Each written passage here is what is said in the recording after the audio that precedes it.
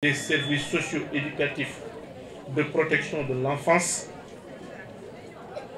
Mesdames, Messieurs les partenaires techniques et financiers, d'avoir bien voulu honorer de votre présence cette importante cérémonie officielle de lancement du programme d'amélioration de la qualité des services de protection de l'enfance, PAC SPE.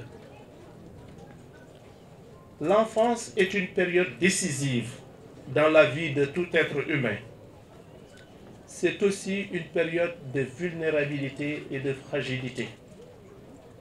Une période de défis innombrables à laquelle nous, adultes, devons apporter une attention particulière.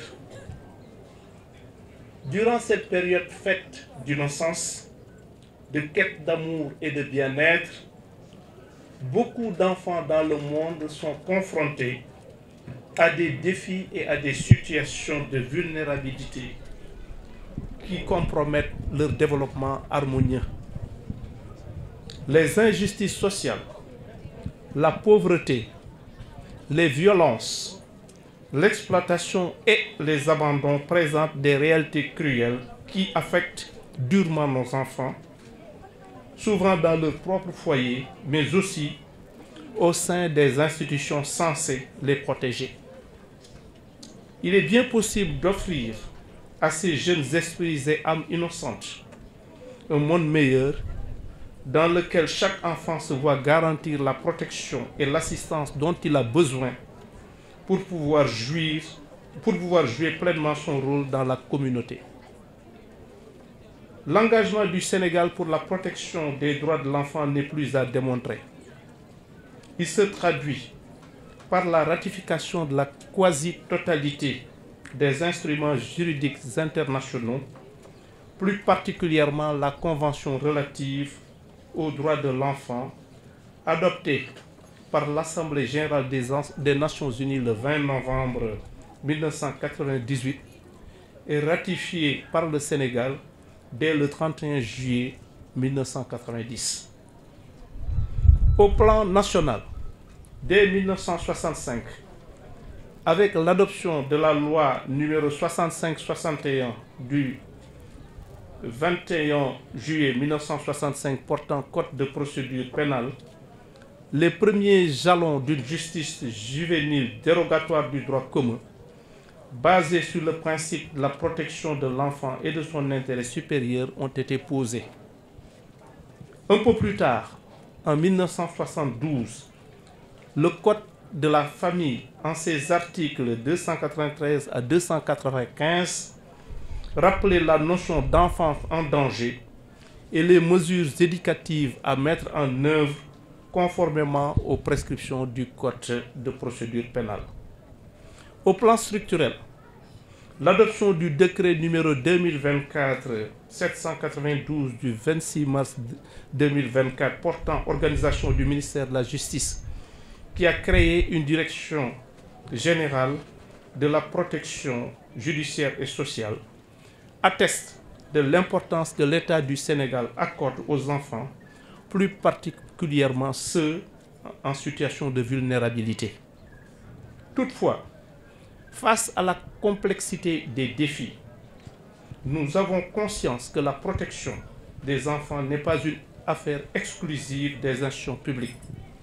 Je ne cesserai jamais d'insister sur l'impérieuse nécessité d'impliquer dans cette tâche ardue mais combien noble tous les acteurs de la société, les familles, les communautés, la société civile et les partenaires internationaux. Ensemble, nous avons la responsabilité collective de mettre en place des mesures de prévention, de soutien et de réparation afin que chaque enfant, quel que soit son milieu, puisse grandir dans un environnement de sécurité et d'opportunité, lui garantissant notamment le droit d'avoir une famille, d'être entouré et aimé, l'accès aux soins et une alimentation suffisante et équilibrée, le droit d'être protégé de la violence, de la maltraitance et de toute forme d'abus d'exploitation et de discrimination. En définitive, il faut agir sans relâche pour l'amélioration des conditions de vie des enfants et leur développement harmonieux dans un environnement de liberté, de justice et de paix.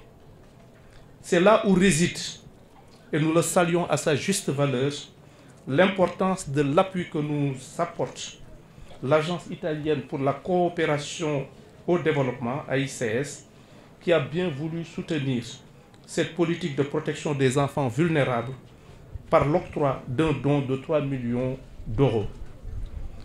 Cette importante subvention servira à améliorer l'accès aux services socio-éducatifs de protection des enfants sur l'ensemble du territoire national. Ce financement servira notamment à la construction et à l'équipement de 3 nouveaux centres de premier accueil à Dakar, Tambacounda et Kolda, à la réhabilitation et à l'équipement du centre polyvalent de Thiaroye et des 3 centres de premier accueil déjà existants à Dakar, Saint-Louis et Ziguinchor.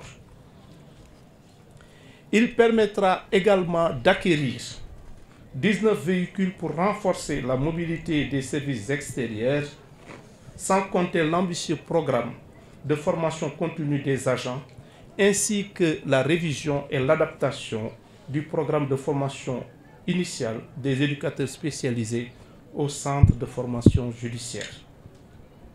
C'est le lieu de remercier très chaleureusement, au nom du président de la République, M. Bassirou Diomaye Diakhar Faye, et l'ensemble du gouvernement du Sénégal, les autorités italiennes pour cet important appui et leur assurer que le ministère de la Justice ne ménagera aucun effort pour une bonne mise en œuvre du programme.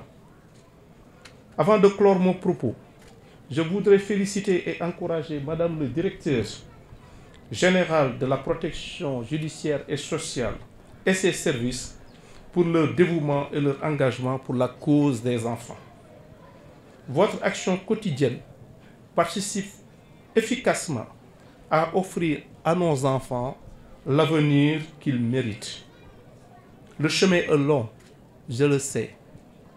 Il y a encore beaucoup de défis à relever, je le sais également. Mais je reste convaincu que, grâce à vos déterminations collectives et à l'appui des partenaires, nous parviendrons à bâtir un Sénégal où chaque enfant sera bien respecté, protégé et épanoui. Je vous remercie de votre